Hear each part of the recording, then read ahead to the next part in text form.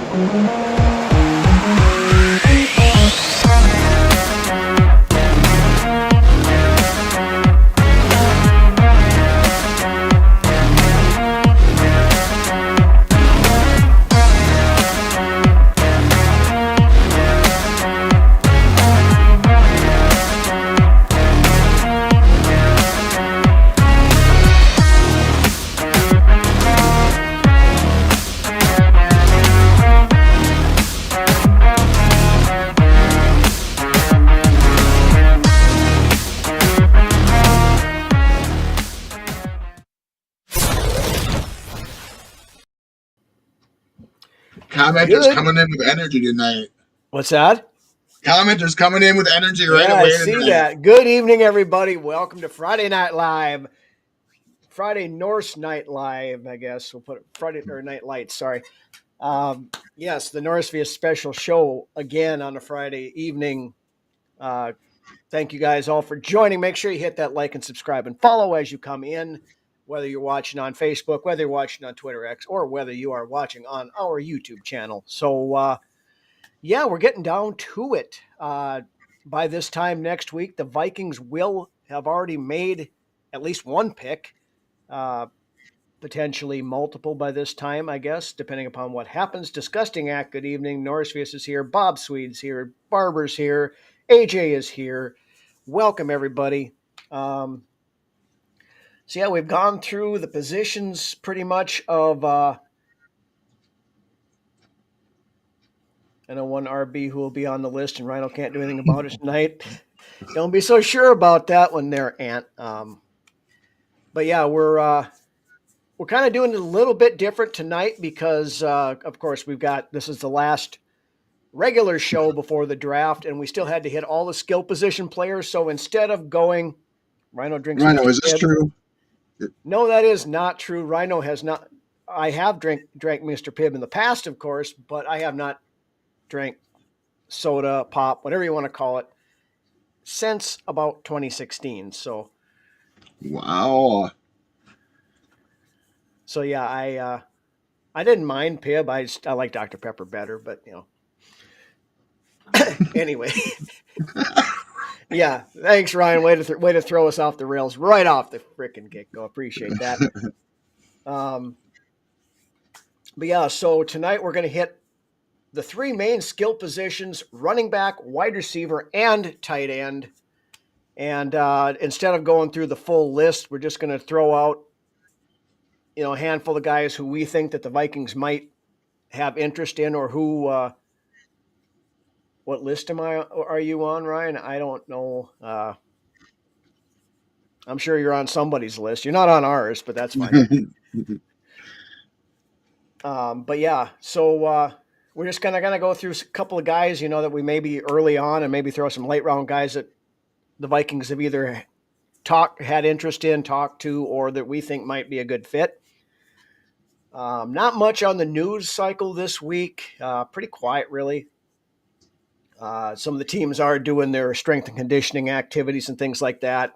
McCarthy is sounding like everything is full go with him, so that's a good sign. And I guess the only thing that did pop up was, and this might have happened before last week's episode. I don't remember, but Joe Flacco did resign. So Yeah, with the Browns. with the Browns, so Yep, that's. I think we did talk about that a little I bit think we last did week. too. Yeah. So we won't worry about that.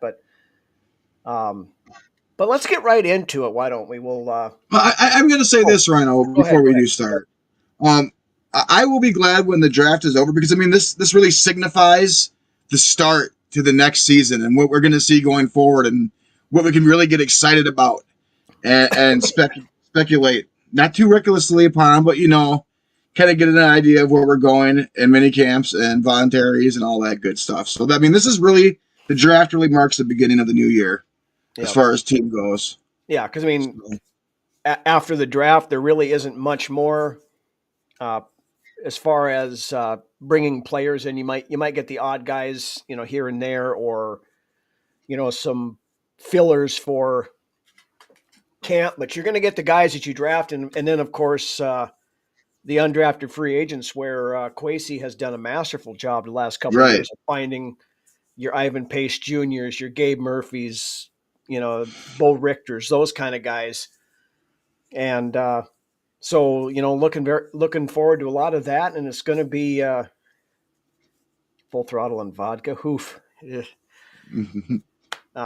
But anyway, let's get started. Why don't we here on the running backs? Of course, there's one name out there that the Vikings have absolutely zero shot in. My biggest concern is that he does not go to Chicago, but that's been a big rumor. I've actually salivated over this guy a little bit. This is the best guy at this position to come out, I truly believe, in quite some time. Oh yeah, at the running back position. I like him. He's going to be a hell of a running back. That's why I said I hope he doesn't go to Chicago. If somebody like Dallas or somebody, I know Dallas covets him a lot. Yeah. That of course is Ashton Jonty, the running back out of Boise State. Clear number one in the running back room this year, and he's not going to be available when the Vikings pick. So we'll just mention him as being that guy, and on to the next one. I'm just going to mention this guy quickly. I know he's slotting in around where the Vikings are going to be drafting, but I watched some tape on him, and I'm not a fan. That's Amarian Hampton, the running back out of UNC. I like Hampton. I like what he brings to the table. The thing that got me on him so much, and I'll let you talk to pluses since you like him a little bit, but the big thing that made him an out for me is I saw way too many runs where he got caught from behind. He busted in the open, and he was going down there, and he would seemed like every damn near every play I saw, somebody would run him down, and he wouldn't. He's got that burst to get through, but he doesn't. I noticed that too a little bit, but he's still explosive. He is more of a double or triple type threat instead of a home run threat, but to use the baseball terminology. But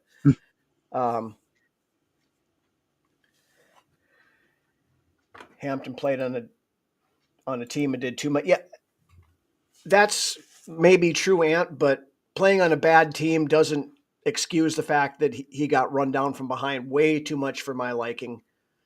That being said, if the Vikings decide to draft him, great. But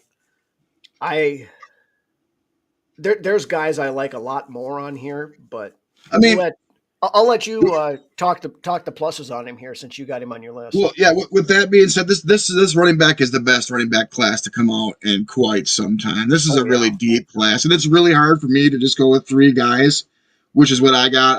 Giante being my one, Hampton being my two, and I went back and I watched tape on Hampton. He's a tough guy. He works every run, and what he lacks in that speed, his ability to get those chunk plays though be in that as well. Like you're guaranteed a good 5 yard, and just his effort. I love the effort he gives. We've got a guy like that in Aaron Jones right now. Jones doesn't have that home. Jones is a great comp. I do like that comp actually. Yes. Yes. I mean, he can knock off 15, 20 yards maybe, which is great, but we've got a guy that does that already. Yeah, and that's just it. It comes down to that too, Rhino, with this running back class. I mean, it's not a need. So how direly are we going to be looking at getting a running back unless we can get one in the later rounds? About the guys that we're going to be talking about, I'm sure, coming up here in a bit. But I like what I see in him and his size and his power. He can make defenders miss in multiple cuts on any given run. And he does have deceptive speed for his size, and he's a quality pass catcher. Good but not great athleticism all around. Doesn't really possess a true skill or trait. And I like his contact balance and relative to his size. So I like him. I mean, would I be okay with taking him at 24? I don't know about that. Yeah.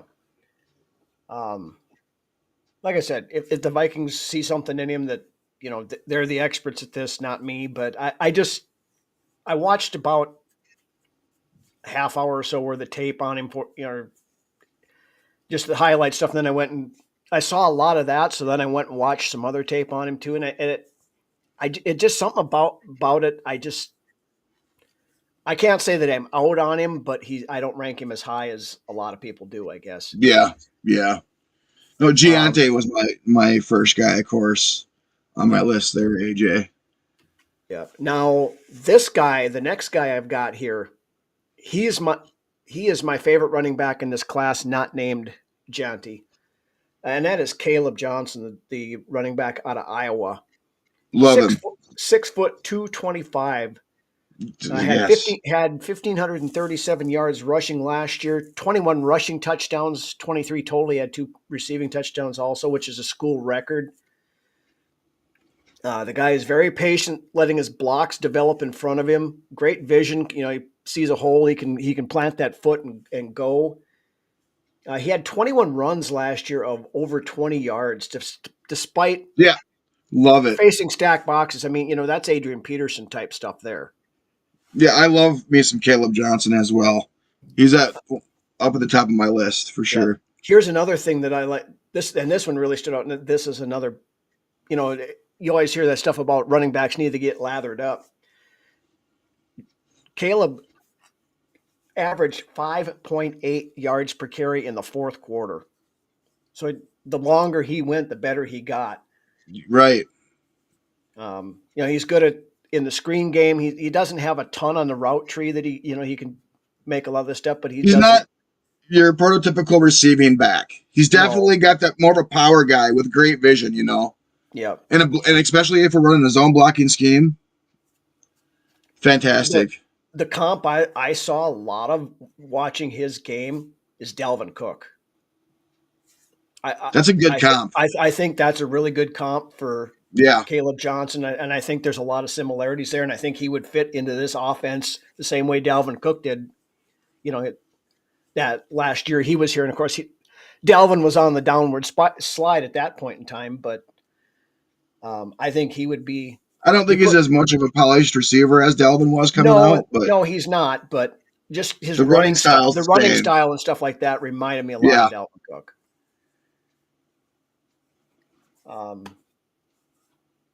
All right, then the next guy.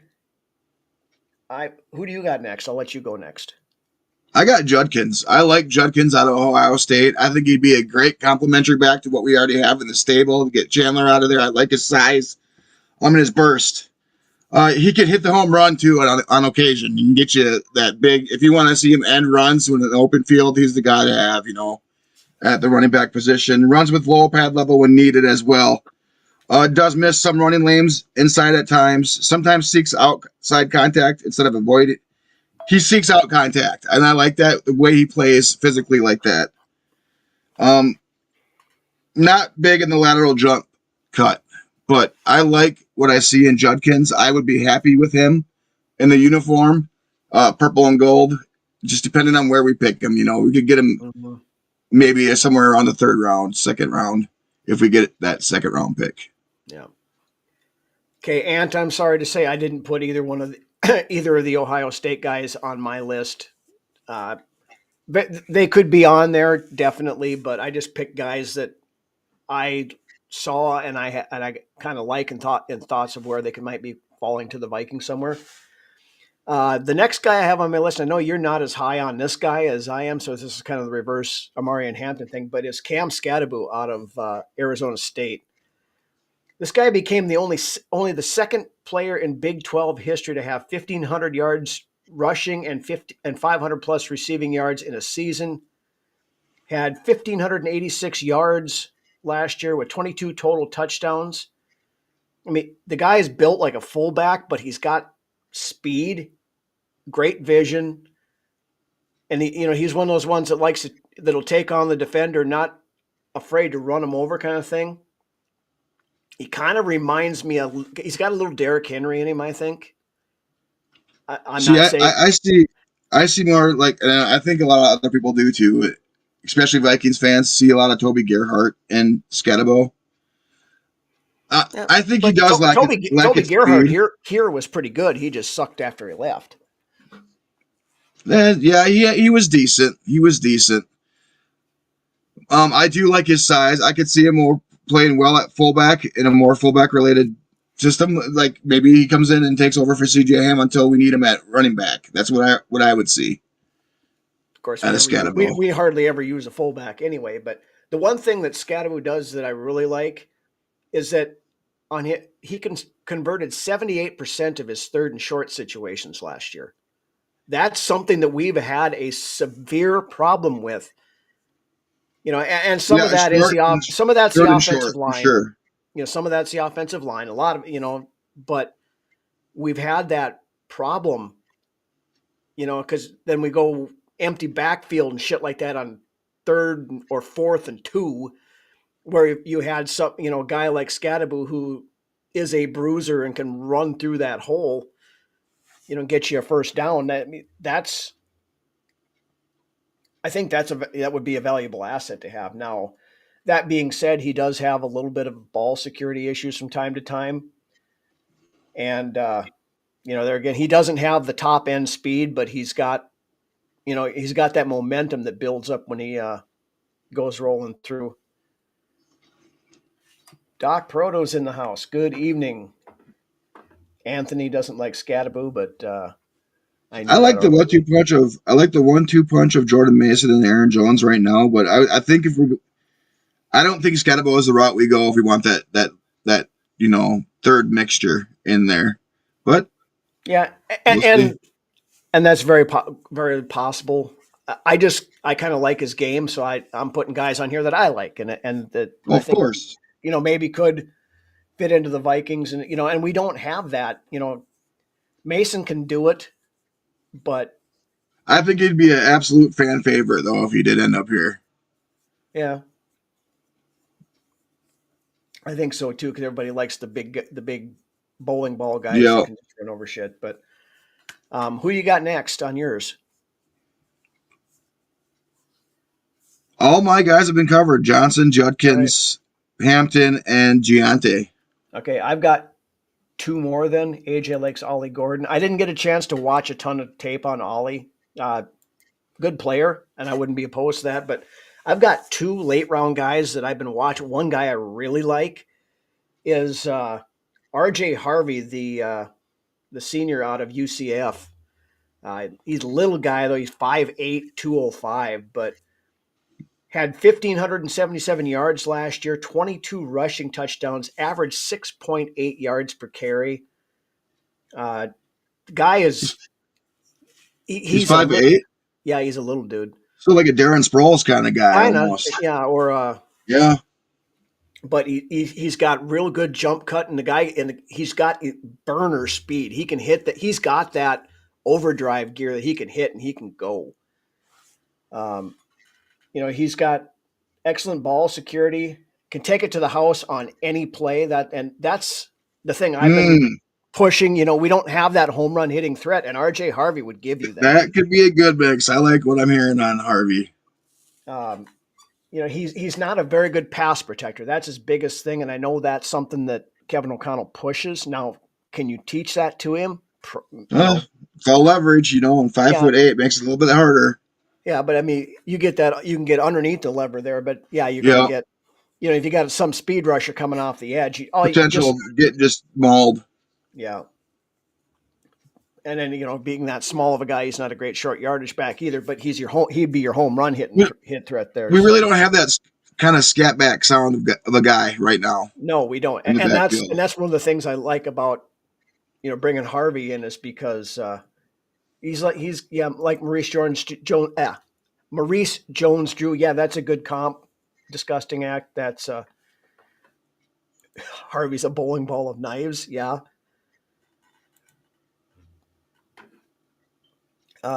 Devin Neal, I like Ant, and your other guy there. This is my other late round sleeper pick, is Kyle Monangai out of Rutgers. Another small guy, 5'8", 211. Small. Second only to Ray Rice in career yardage at Rutgers. He's got 3,221 yards total. This here is the thing I love about this one. 707 career touches without a fumble. Never fumbled the ball. Wow, ball security. Ball security. Yep. Real good at shedding tackles. He'll take on contact. Always running with the high energy. Goes in to finish the run. He'll drop that shoulder and he'll, try to finish it off. He's not just going to give up and sneak. Now, sometimes, that can hurt you too, but I like Monangai, and I think, that would be another good one. He doesn't quite have that. This is a mid-round to late-round guy? Yeah, he's going to be in that 5th roundish, maybe 6th round, somewhere in that range there probably.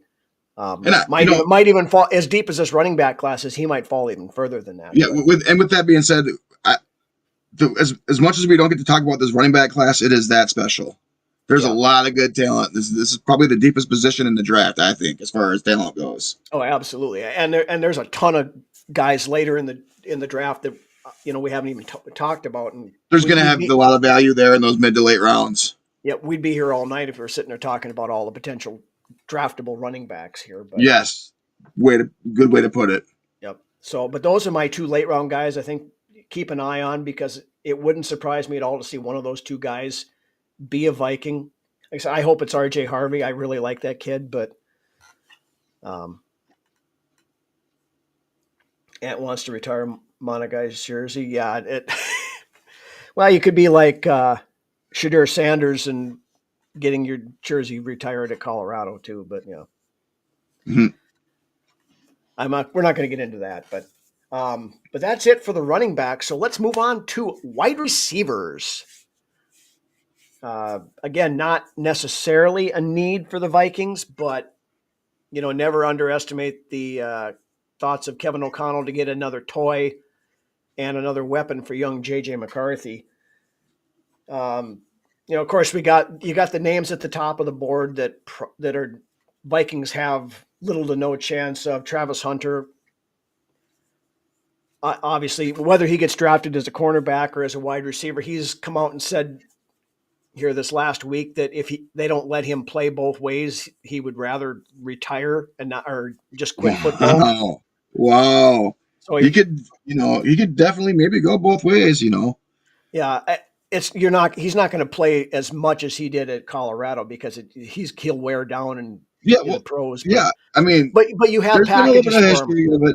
There's been a history of people going both ways or 3 ways, even like Dion with Hester. Look at Hester. Look what he did in Chicago. Yeah. Corner, return man, receiver, a little bit of everything. I don't know which way Travis Hunter's going to go as the primary, but I could see him, them bring him in as a cornerback and then having 10 to 15 snaps a game as wide receiver too.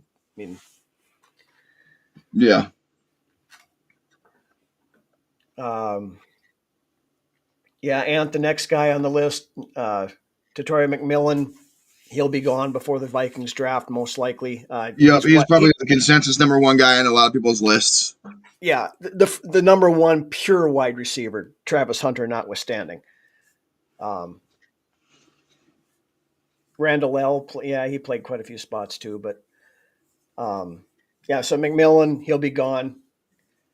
Matthew Golden out of Texas, probably going to be gone, but he might. He's my second.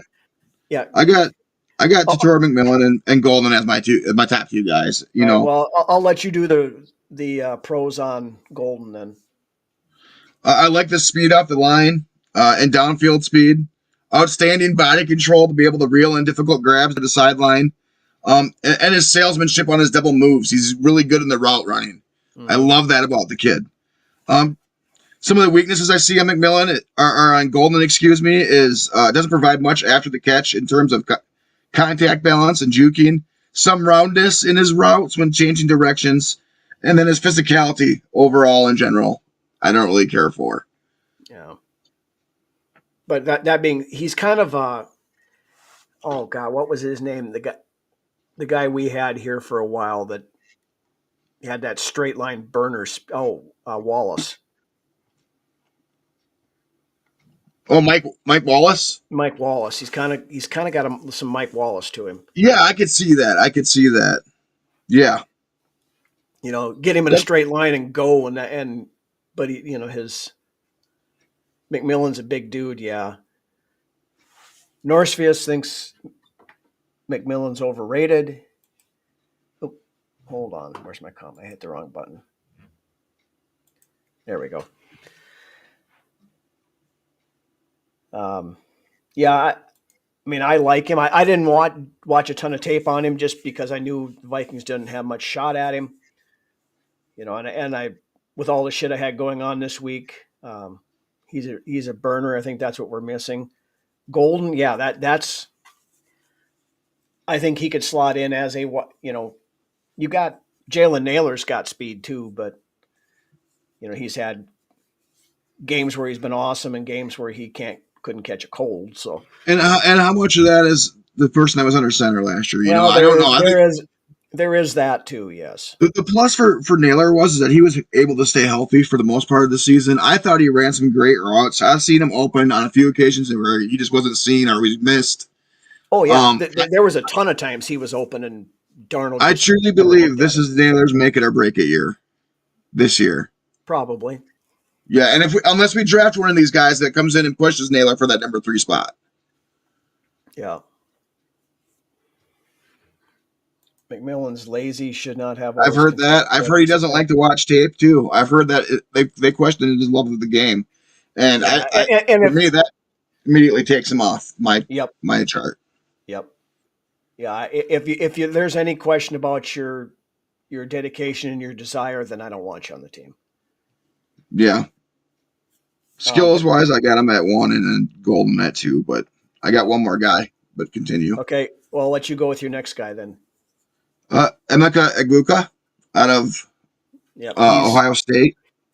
He's the number 1 guy in the Vikings range that I've got. But I'll let you go with him. Yeah, I mean, and kind of under the radar, Ohio State's been putting out some good receiver talent in the last few drafts, in my opinion. And I liked what I seen on tape out of this guy. He's got great burst off the line, acceleration in his routes. Great quality route runner with this kid, twitchy movement to create his separation, and tracks the football very well, naturally, down the field. Not a really major yak contributor. At times, his physicality from the cornerback hinders his route timing, and more of a linear athlete than a super loose lateral movement type. So, but I do like what I see out of this kid coming out. And I would be happy if we were able to snatch him somewhere in the draft. And I know Ted Glover speaks really highly of this kid, and I don't know any bigger Ohio State fans than Ted Glover, so I take what he says from there as with some weight behind it too. So Ricky White from UNLV, I did watch a little bit of tape on him, and I think that kid has a potential to be good. I don't have him on my list though. I've got a couple of other guys here though. Just an honorable mention, Jalen Noel out of Iowa State. He's got some talent there. He's got some drop issues and stuff, though, so that kind of concerns me a little bit. But, as maybe a mid-round guy that they could look at. This guy I like, Jack Beck, the 6'1", 214 senior out of TCU. Great player in traffic, able to get, really good with the body positioning, able to get himself in there. Good run after the catch ability.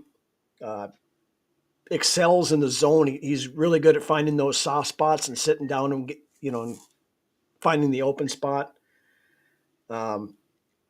He's a guy that's one of those. He's kind of an Adam Thielen type guy, I think, a little bit. Okay.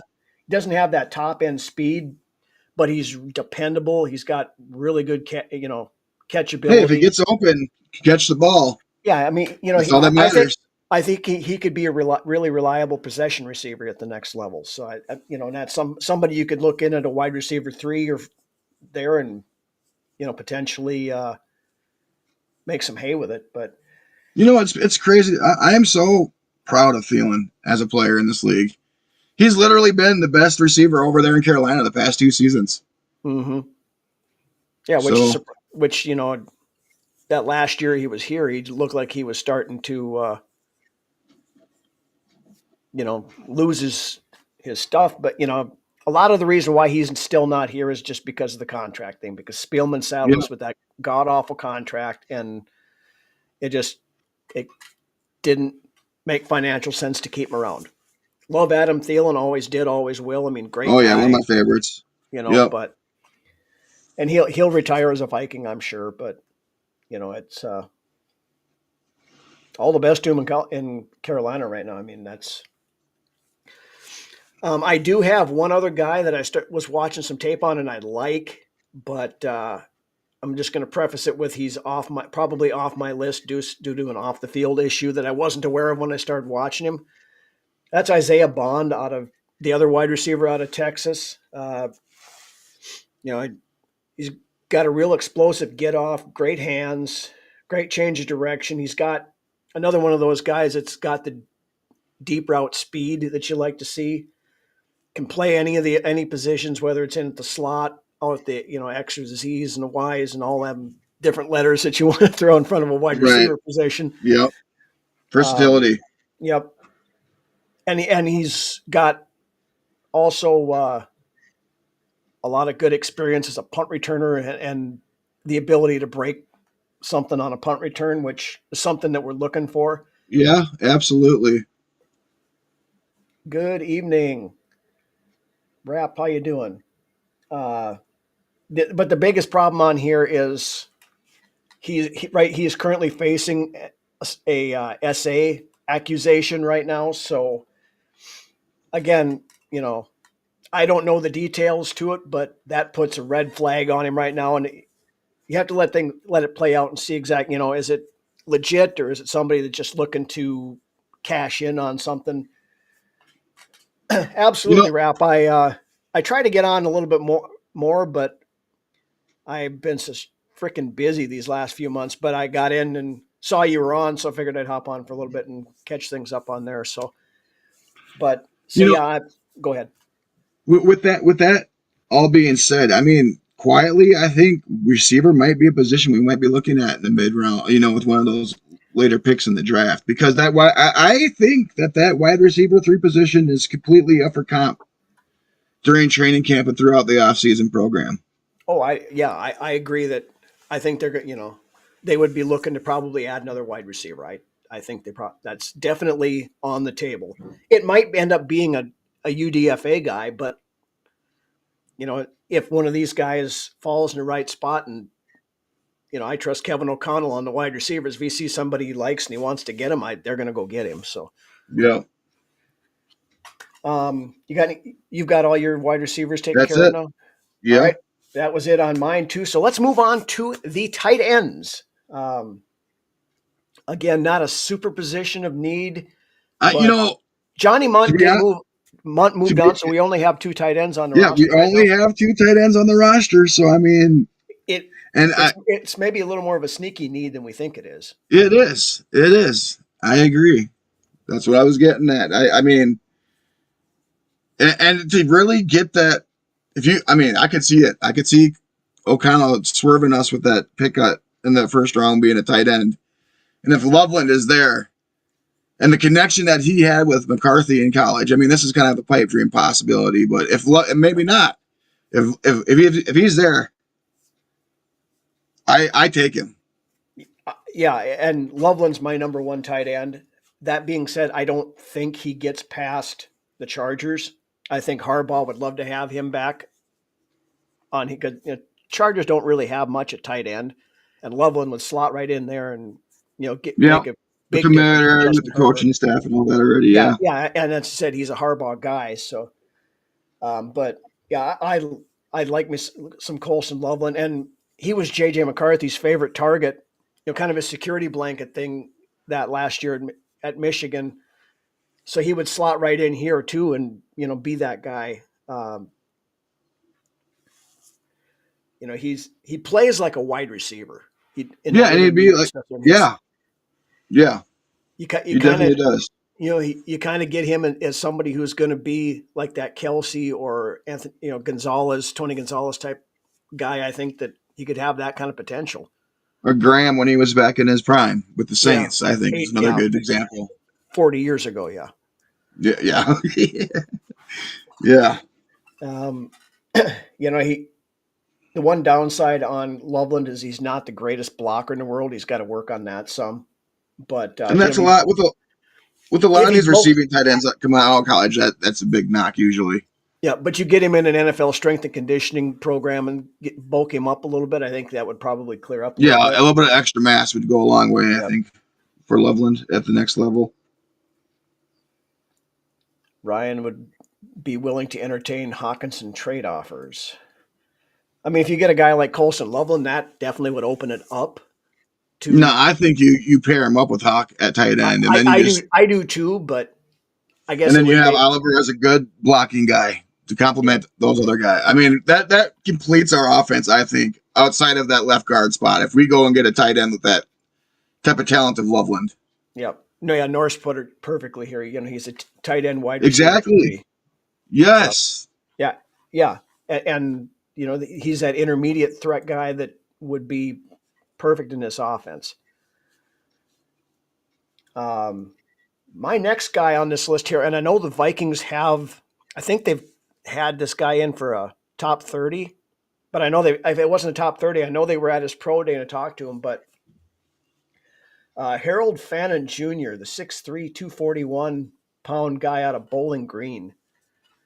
This guy became the first tight end in FBS history to lead the nation in receptions and receiving yards. I was going to say that's what I thought I heard on this kid. Yeah, I didn't go back and I don't got this guy on my list, but I heard he's just a yards. He had 117 receptions for 1,555 yards last year. That's a hell of a stat. That's a hell of a stat at tight end.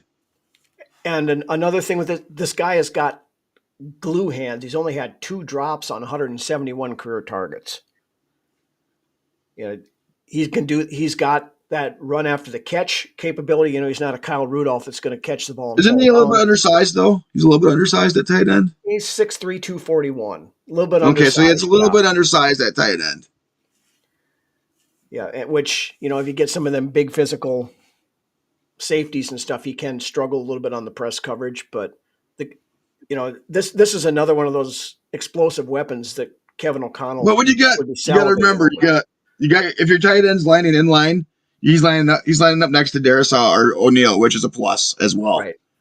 Yeah, so you just got to slow the guy down that's coming out the outside if you're called on the block before you go out. But yep. Who do you got next on your list? This guy's kind of up there, right with Loveland, but not quite, and that's Tyler Warren. Mm-hmm. Got soft, strong hands, a good high-end accurate coordination, good balance and strengths. Makes him difficult to bring down after the catch. Good yak. He's really versatile. This kid's played quarterback, tight end, and receiver spots, and he's all over the field. So I love the versatility. He's a true footballer. Again, lacks block retention skills. Engaging as a puller across the formation could be a little bit tricky at times for this kid. And his release off the line is kind of questionable as well. But I mean, this kid can bring it every Sunday, I believe, and he's going to be a second or first rounder. Depending on late round, the first, or in the second round somewhere. Mm-hmm. Yeah, and he's a good guy, really good player, and again, I'd be okay with him too. I didn't watch a ton of tape on him, but I was trying to pick and choose. Again, you can throw guys on here and we'd be here all night. But I got, how many more do you got on your list? I just got one guy left. Okay, I'll let you do that. Then I've got two other guy later, maybe mid-round guys that we can look at. So go ahead and do yours next. I like the pedigree this next guy brings out of LSU, and that's Mason Taylor. I would like to bring him here. I like just the football that's in his genes, and he's a smooth mover. He gets in and out of his breaks with ease. Suction cup hands, catching the ball is second nature to this guy. Natural body control along his routes, and he's graceful like a gazelle out there. Some of his weaknesses, physicality leaves something to be desired, which is, can be common amongst some of these tight ends coming out of college.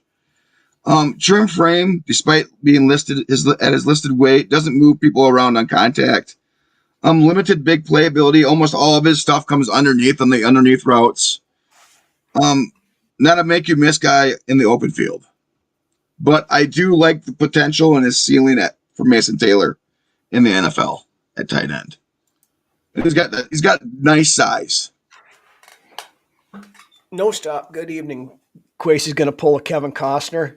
Yeah. By the way, I got to watch draft day again because I always watch that right before the draft, but I haven't.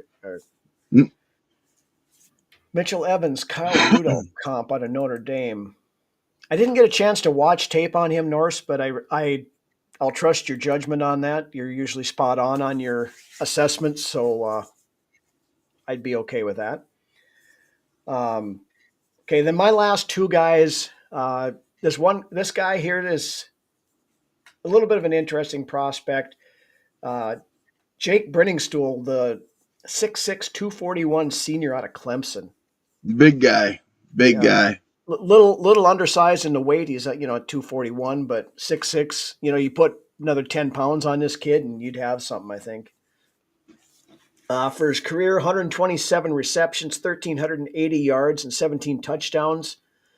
He's one of those intermediate yardage eaters. Great box, ability to box out and body positioning almost like a basketball player. I don't know if he's got, basketball background. A lot of these guys do, at least in high school, so real reliable hands, able to fight through contact. He's really good in the red zone, which is always a plus. Yeah, especially as a tight end end position. Yeah. Ant thinks he's like a young Zach Ertz. It might be an okay comp. Sounds like a colon problem. Burning stool. Yeah, if you have burning stool, please see your doctor. Then the other guy, and this guy's been generating a little bit of buzz around Viking social media and stuff this last week. I think they maybe were having discussions with him. And Oronde Gadsden II. Now, if that name sounds familiar, of course, his dad was the original Oronde Gadsden, a wide receiver for the Miami Dolphins back in the day. 6'5", 243 junior out of Syracuse. 143 catches, 1,994 yards, 14 touchdowns at Syracuse. Guy's got a huge wingspan, 81 3/4 inch wingspan. Wow. You would think that he had a huge catching radius then as well. Yeah, and he's a natural hands catch. Doesn't bring it into his body. Catches with his hands. Got great straight line. He started off as a wide receiver and they moved him to tight end. So he's got that wide receiver speed. So it's kind of a project then, almost, you would think, coming into the league in a way. No, he took to tight end really well when he went in there. So it's okay. And the wide receiver thing I think was more in high school. Most of college he's been tight end. So another one really good at the contested catch thing, able to shed off first contact really well and fight for the extra yards. Blocking needs a little bit of work, and he did have a Lisfranc injury that cost him a good chunk of a season. So you know, a little bit of a medical red flag there, but as long as everything checks out, and from everything I've heard, he's fine. But it's just something he's had in his past. But I think Gadsden is a very, but would be a definite potential target for the Vikings later on, Yeah. depending upon how things go earlier on. With what they're picking, if they pick up an Either extra draft pick or something. But they're either targeting a tight end in the draft that they really like, or they're just going to go and get somebody and unrestricted as an undrafted free agent, or they got somebody that they're looking sifting through the free agency. yeah, I haven't looked at the tight end market. I don't think there's a lot out there right now. But. Right, like I said, I think they're either looking at a guy at the draft, or they're going to go get themselves an undrafted free agent afterwards. Is what most likely is going to happen there. But I think tight end 3 is definitely, is kind of pulsing a little bit as far as the need goes. Yeah, Norrisvius Arroyo is another guy I do like, but we're trying to limit the number of people we're picking on here. So he was kind of the odd man out as far. But I do like him, and I would be extremely happy having him on here too. You did make Cam Ward a lot of money. Cam Ward's going to be number 1 pick. So unless they shock the world and go Travis Hunter or something like that, but I think Tennessee's taken Cam Ward. Yeah. But anyway, that's good all. A good comp for Cam Ward is Steve McNair, I believe. So I guess I could kind of see that. I think Cam Ward is probably the one guy. It depends. If he goes to Tennessee, I think he's got a chance to succeed. If he went someplace other than that, I think it's going to fall into that Kevin O'Connell team fails young quarterback. This quarterback class has something to be desired, in my opinion. Overall, wherever any of these guys go, they're going to need it's going to have to be the right system for these guys. Nick, good evening. With that being said, I think we mentioned it in a couple episodes ago, but if JJ McCarthy would have came out this draft instead of last draft, he would have been the number 1 overall pick. Yeah, he'd be the number 1 overall pick. Yeah, easily. Yep. Yeah, the other guys, like I said, I've made my opinion on Shadur Sanders well known. I don't think he's a first round pick. He'll get picked in the first round, I think, but I don't think he's first round talent. Mm. Jackson Dart has been coming up the boards, but there again, he's probably a second or third round guy that is going to get picked in the first just because it's a weak class.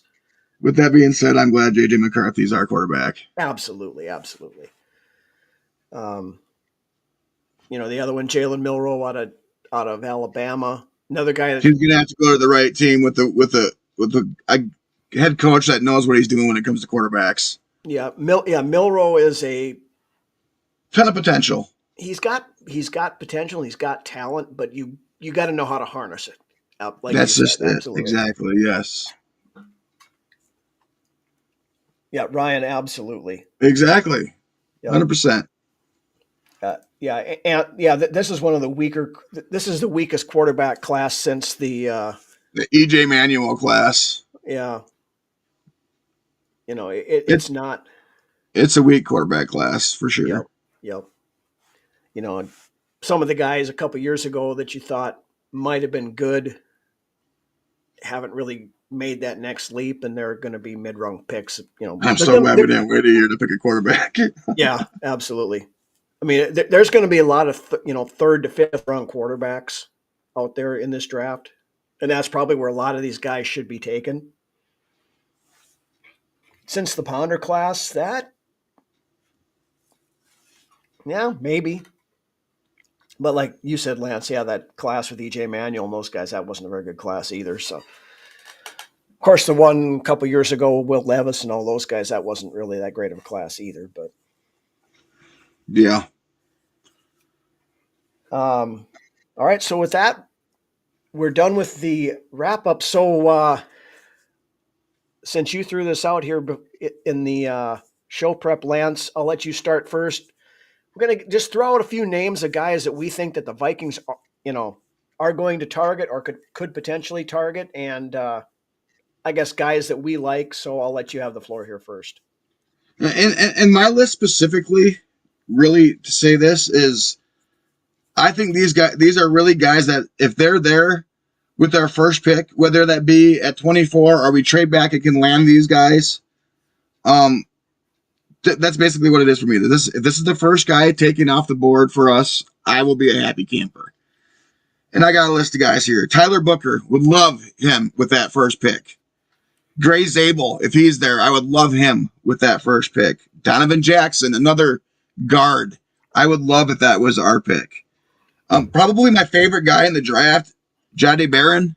If he was there, I would rush to the podium with my card and pick him up. Trey Amos, I love what he brings to the table at that corner position, his size, his leadership, and just the command of the field that he brought in college. Benjamin Morrison would be a guy that I would be okay with taking higher, maybe in the second round at corner. Nick Emenwari, that's probably my second favorite guy in this draft as far as this list goes. Xavier Watts, another guy at safety I'd be happy with if we went with. Walter Nolan, Kenneth Grant, and Derek Harmon at defensive tackle for me would be guys I would be happy with the first pick.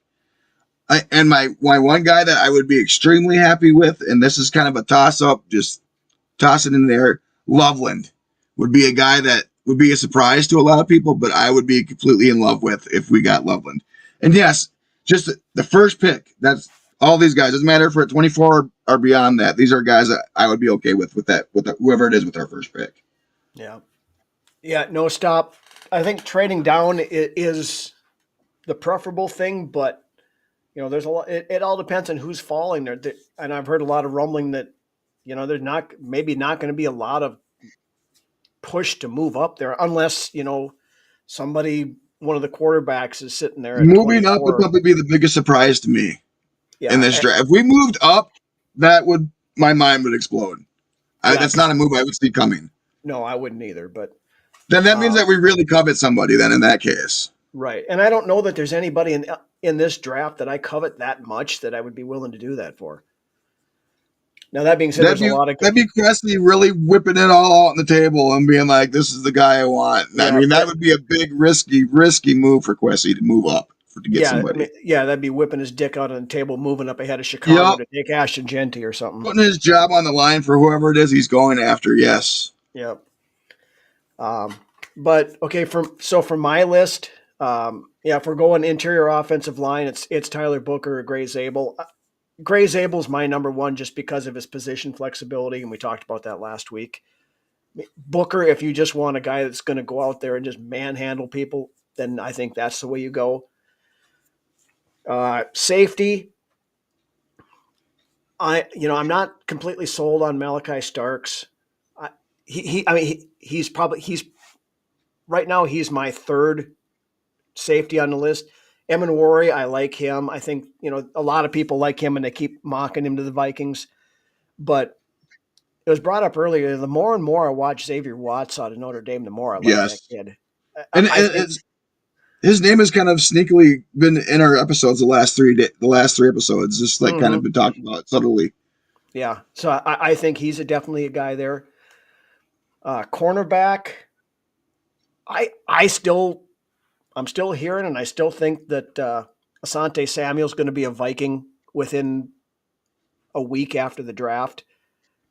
He hasn't signed any place else, and there's no reason why he hasn't signed unless he's got a wink, nod, handshake deal.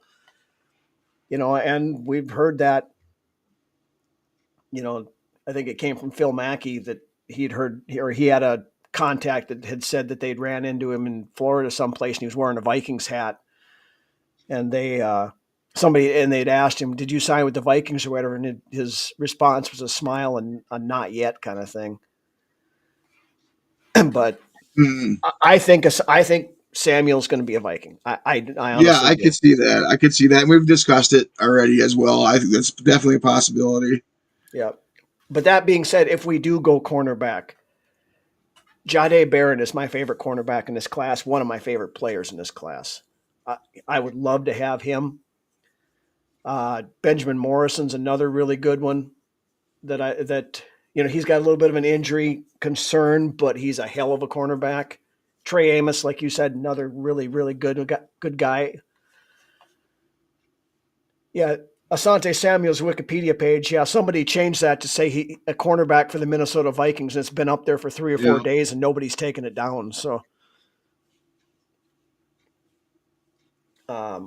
going on to defensive tackles, yeah, Kenneth Grant would be that monster guy in the middle that we've been asking for the longest time. Would allow you to move Harrison Phillips outside where he probably is better suited. Yeah.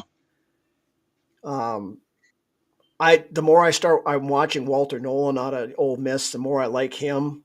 I think Yes. he would fit in well. Derek Harmon, you know, has been linked to the Vikings before too, but I think I would go Nolan over Harmon myself. I agree. Yeah. Yep. Um, and running back isn't completely off the table there either. You may have to. I mean, if you trade back, especially towards the end of the first, that's prime Caleb Johnson territory right there. Yeah. I would love me Caleb Johnson on this team too. So would I. I would be a happy fucking guy if we pulled him in He's here. one of the first names I really dug into way back when we finished the season because of what I heard about him. So, Yep. yeah, I love what that kid brings to the table at that position. Yep. But I mean, those are the guys that I'm targeting. I guess if I was the one making the draft decisions here, so you get somebody off of that list, or we had a lot of the same guys on that list. Interior defensive line is a very deep class, Norris. Yeah, you are absolutely right.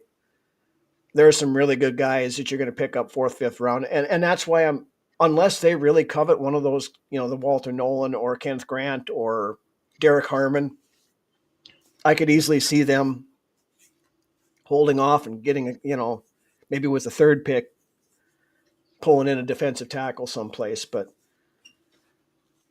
CJ West from Indiana, the Big Easy. I haven't seen a ton of tape on him, but what little bit I've heard some good things about him. So Should we we'll swing see. into the mock draft roundup?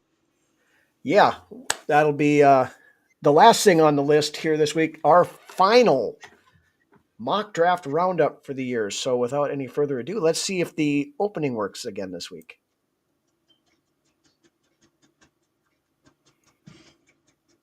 And that's a negatory there, Ghost Rider. All right. I don't know why that doesn't work, but I'm going to have to create a new one for next year. Move on to this. Here is the final mock draft roundup for the 2025 draft season. Starting it off. Now, this is a guy that I'm not as high on as a lot of other people, is Maxwell Hairston, the No, cornerback out me of either. Kentucky. He's a winery fellow Yep. out of Kentucky with Winery. more of a zone corner. So I don't know why he's getting these votes to be in Yeah. the Flores team where he vocally said he wants more man. Yep. David Bierman from Pro Football Network and Mike Bann from NFL.com, who has us trading back to 31 and taking him there. Yeah, I wouldn't. I'd be disappointed if we took Hairston at that point. The next two guys on the list here, these are the two guys that have been going back and forth as winning the weeks as far as being mocked to the Minnesota Vikings. This week they tied, but they're still the two top vote getters. Starting off first, Malachi Starks, safety out of Georgia. Walt Chapinski, Mike Renner from CBS, Nate Davis, USA Today, Jared Dubin from CBS, Emery Hunt from CBS, and Hayden Winks from Underdog all give us Malachi Starks. We just talked about him a little bit ago. He's third safety on my list. I'm okay with it if we draft him, but I'd take Emenwari or Watts over him. Yeah, if Emenwari was there or Watts was there, I'd rather take one of those guys. Yeah. Watts will be there. I haven't seen Watts mocked. He sneaks into the back end of the first round a few times, but usually they're showing him going off right out at the beginning of the second round. So a lot of fit possibilities. Norris Fias, yeah, absolutely. Emenwari, he was given to us by R.J. White from CBS, Garrett Padell from CBS, Kyle Krabs from the 33rd team, Jacob Infante from Pro Football Network, Owain Jones from Pro Football Network and the Pro Football Network staff mock. So PFN absolutely likes Evan going to the Vikings this week, apparently. I would love it. I would Yeah, love it. I'm good with it too. Watts is climbing up closer to Evan in my book right now, but We I'm might be happy able to with get either better of them. value back if we trade back for somebody like Watts and be able to get some more value there. Yeah, absolutely. I mean, I've seen a lot of places where Buffalo might be willing to move up. If there's somebody, I think they might be targeting some defensive line help and stuff too. So they might be moving up for one of those guys. If you could move back to 30 and get a second. Yeah, Norris, that's the thing I like about Watts is the guy has proven he can play. Yeah. And you replace one Golden Domer with another one. I mean that's just kind of fitting, I think. And I think Watts could come in here and he could be, the number one safety on this team for many years to come. But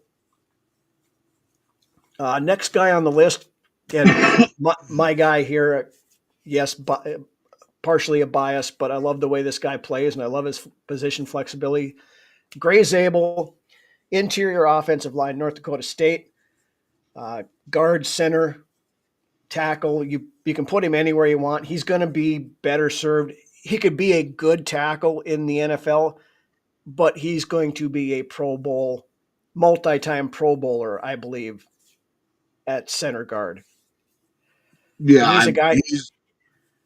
He's absolutely a guy I'd be over the hill for. He's a guy that Zabel. You supplant him, put him at left guard, move Brandel back to the backup. You play him at guard for a couple of years until Ryan Kelly's contract is up, and then you move him into center. I mean, that's definitely a thing I could see happening. It gives you a lot of flexibility for the future as well, is what you're saying. Absolutely does not, and that's what I love about what you can do with him. This next one here, again, I like the player. I do too. But he's a zone corner, and I don't see it as a positional fit with Flores' offense. And that's Siobhan Revel Jr. out of East Carolina. I like the player too, and he's a playmaker. But we've got enough of zone cover cornerbacks here. We need a strong, just a man-on-man guy. Yeah. Norrisvius is out on Morrison and 2 hip surgeries. I like Morrison as a player, but yeah, that concerns me. He had a hip, and I think it was it 2 hips or was it hip and a knee? I don't remember, but his durability is definitely a concern. Yeah, and that's a problem. Next guy on the list, again, basically our number one guy in the draft for us that would be head over heels. My draft crush ever since we did the cornerbacks. I liked him before, but then when I started watching tape on him, I really like this kid. Adds to it. He's a guy that can transfer or take your defense to a whole other level. Is basically what it is, in my opinion. With this kid, and a guy that can play both inside and outside too. So that's but he was given to us. Charlie Campbell from Walter Football had us trading up to 19 to take him. That'd be Quessy whipping it out on the table and putting all of his money on Barron being an absolute star. Yep. I don't see Barron falling to us even at 24. I look for him to be off the board well before that pick comes in to us. Yeah, I think he probably is too. I think he's probably, if you consider Travis Hunter a cornerback, I think Barron's the 3rd cornerback off the board. The next guy on the list, we just talked about him here a minute ago, Benjamin Morrison. Again, I really like the player, but the injury concerns with him, there's a lot of concern there and uncertainty, I think, to be taking him in the 1st round. He'd be a high risk, high reward type of pick here. Yeah, if that's what if he's beyond that, the hip injuries and can play and stay healthy, he's a great cornerback. He was one of the better cornerbacks in college football until he got hurt. Yep. Yeah, Nick, I agree. I mean, you'd be using 2026 collateral to move up if you did, and I don't see it happening. But stranger things have happened. Then last guy on the list here, uh, I think Walter Nolan actually was. I goofed and left him on the list from last week. I don't have him on here this week, but Okay. Tyler Booker, the guard out of Alabama, Lance's Pure guard. guy. Pure guard. Yep. I would love him. I would love him just because he absolutely plugs that one hole that we absolutely need. I mean, not absolutely need, but would just complete that offensive line. And I like Gray's able to. I would be head over heels with that pick as well. But if you're looking at just pure guard, just the best guard right now coming out, in my opinion, it's Booker. And just the way his body is just it's just got that size where you want it, and just the mauler that he is. That's a great comment right there. Yes. Yep. But yes, Booker, I'd be happy with the pick. He's a guy you can plug in right away. Yep. You put Tyler Booker on this line, or Zabel, either one, and our offensive line goes from last year to probably one of the best. One of the better, what legitimately, because I remember I always said that our O line was a little overhyped. Mm-hmm. You know, I think this would legitimately put us in, the top 7 offensive lines in the league until, if they really gel. I was going to say right about in that area too, yeah. If they really gelled, I mean, and they have the potential to be the top 4 offensive line in the league. Yeah. So. Yeah, and I see Morrison falling down the boards a lot more too. In the that late second round, kind of mid to late second round, a lot of times. But imagine an offensive line with no weaknesses. Yeah, that's a novel concept, isn't it? I mean, and we're close. I still am not sold on Blake Brandel as being a starting left guard. I'm not. Yeah, he's the one weak link, I think, amongst the offensive line right now. Yep. And we saw he played decent when Darisaw was there, but Darisaw's gone down the last couple of years, and the minute Darisaw went down, Brandel's play fell off a cliff. Yeah, Darisaw's got to prove that he can stay healthy as well, in my opinion. I love him when he's on the field. Definitely the best offensive lineman on the field when he's on the field, but this is just the thing. He needs to stay on it. Yep. Yeah, Ryan, that's the thing with Zabel. And I talked about this earlier, just that position flexibility and the fact that you can use it. Really sounds like. Go ahead. I was going to say if you had an injury on the line, you can move him to a different spot without much of a fall off in play. That versatility that Zabel brings is definitely a huge plus. Yep. In value. But I'm hearing that the team really likes what they've seen in Juergens and what they've seen in Rouse as well. So I think this offensive line is definitely headed in the right direction moving forward from this offseason. Juergens is your backup center, right? I mean, this year, yep. Unless you bring in a guy like Zabel, and then that becomes there. Rouse is Rouse is a tackle that you're moving into guard. We do this all the time. Yep. And maybe Rouse is a better guard than he is a tackle. I don't know that, but the team doesn't know that either. And either way, Rouse is a developmental prospect. He's not a guy that you can put in there to start this year, and that's going to go out and make this line a dominant offensive line. He's a backup right now, and until we see something out of him, that's all he is a backup. That's right.